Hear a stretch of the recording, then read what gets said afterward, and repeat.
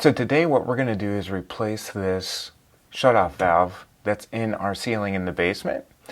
And the first thing that you need to do is shut off the water, drain all the water out of this line, and then what I'm going to do is use this auto cut tool to cut this 1/2 inch pipe. Now I'm making a cut 1.5 inches away from this joist because the new fitting, the SharkBite fitting, needs to slide on there by 1 inch. Okay, so I'll show you how easy it is to use this auto cut tool. We're going to get a little bit of water that comes out of this line, but you just collect it in a container that's underneath the copper pipe. Okay,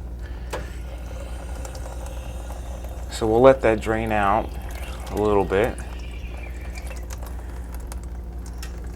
And the cool thing about using SharkBite fittings is that your line does not have to be completely dry.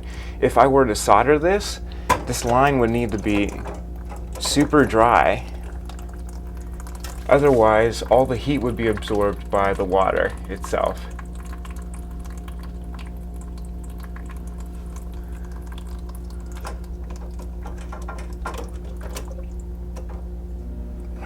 Okay.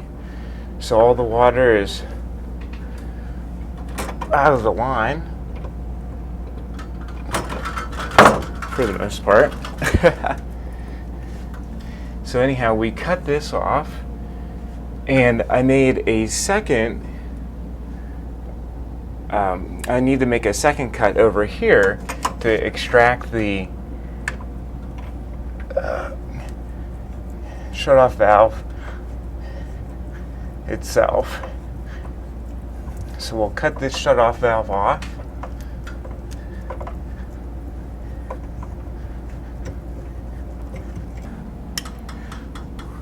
With this extracted, now we can use our SharkBite fitting.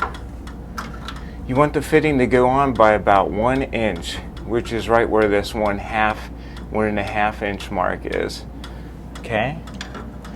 So you're going to slide your fitting on like so.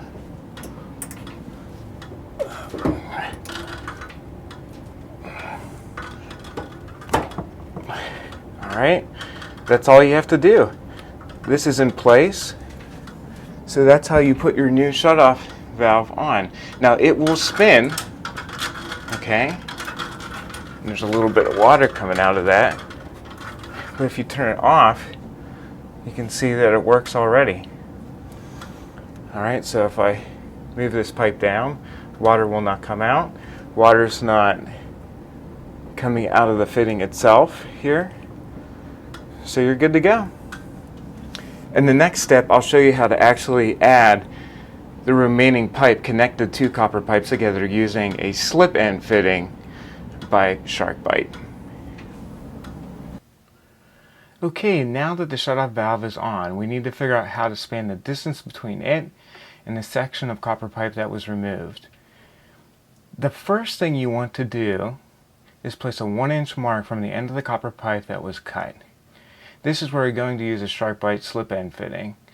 It's called a slip-end fitting because it can slip back and forth on the copper pipe. This allows you to insert a copper pipe between the two SharkBite fittings. Then you can tighten the copper pipe connection by slipping the slip-end fitting into place. This is pretty awesome. Pretty awesome. So I pre-measured a piece of copper pipe. It will go into the slip-end fitting on the left, and it will fit into the shutoff valve fitting on the right. You will want to make a 1 inch mark on the copper pipe so that you know it's secure once inserted into the SharkBite fittings. So let's put the copper pipe into the SharkBite shutoff valve. You'll want to push the copper pipe in until the 1 inch mark is flush with the valve fitting. Now, slide your slip-in fitting onto the opposite side of the pipe Slide it onto the pipe just enough to allow the copper pipe to fit between it and the shutoff valve. Use the SharkBite tool that comes with the slip-end fitting to unlock the SharkBite teeth. You can now move the slip-end fitting toward the copper pipe. Push the copper pipe into the slip-end fitting by 1 inch, like so.